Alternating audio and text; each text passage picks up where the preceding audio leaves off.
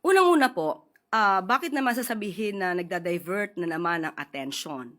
Hindi ito diversion dahil matagal na po ang kasong ito na nakasampa sa ICC.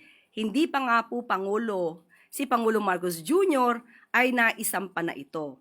So hindi po dapat ipahid sa ating Pangulo at sa gobyernong ito kung nagkaroon man po ng findings patungkol dyan ang ICC dahil wala naman pong impluensya ang ating gobyerno sa International Criminal Court.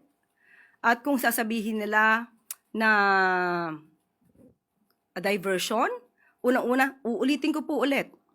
Mismong si Mayor Magalong ang nagsabing mayroon siyang report patungkol dito at siya mismo ang nagalit sa mga generals habang sila may command conference.